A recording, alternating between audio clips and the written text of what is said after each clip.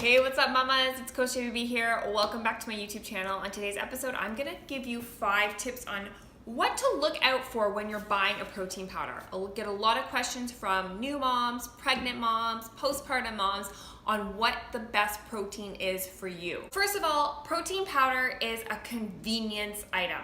We are supposed to get 1 gram of protein per pound of body weight. So if you're about 150 pounds, you need 150 grams of protein per day. So that might be really hard for you to consume in food. You're a busy mom, you're with your kids, or you're a working mom and you're always on the go. You need something to sort of fill in that gap. So a protein powder is a great way to do that because it gives you about 20 to 30 grams of protein powder per scoop, and it's really easy for you to consume. Also, protein is a really great way to build lean muscle and for muscle recovery. So if you're working out, it's awesome to have right after your workout because it's fast digesting in the muscles and it's gonna help your muscles recover a lot quicker and help to build that lean muscle mass that we all want so our bodies burn fat.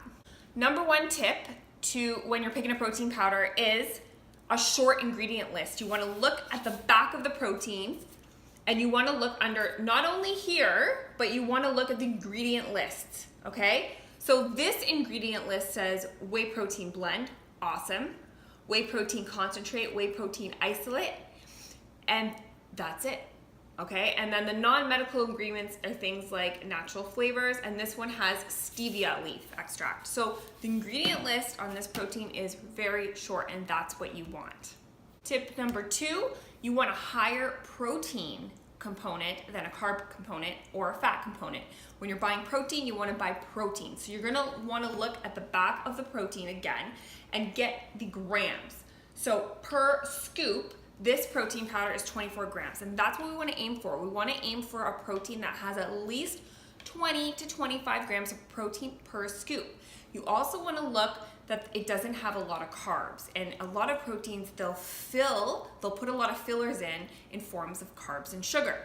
So we want to make sure that our carb count is lower than around 9 to 8 grams. Okay, so this one is sitting at 8 grams.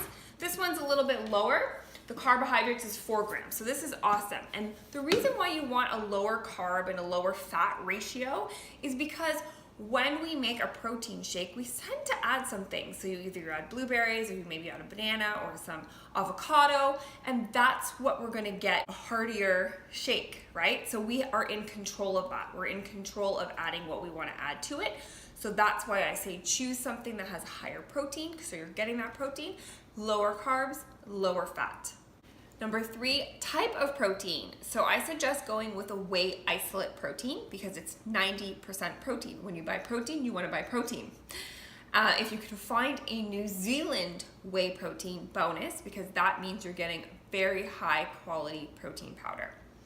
If you are a very busy mom and you just don't know when you're going to be able to get that next meal in, you can opt for a casein protein powder, and that is a slower digesting protein.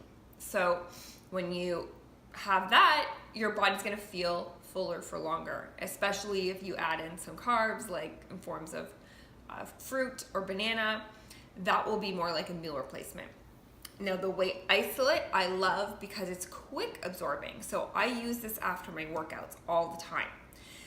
Because I know that it's going to be quickly absorbed into my system. My muscles are going to benefit, they're going to repair, and we're going to gain that lean muscle that we want to build, right? So I always opt for this because if I do want it to slow down a little bit, I'll add in some more fats and carbohydrates to the shake, and it will slow everything down.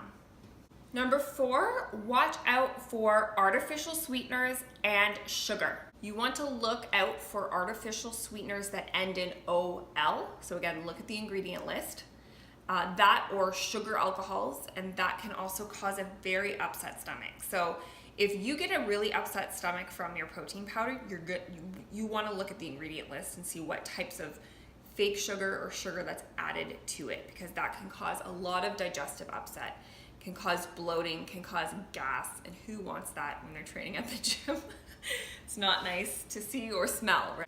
Look out for sugars that end in OSE, so like fructose or sucralose. You want to stay away from those. You want to look out for disguised sugars, so like multidextrin or dextrin.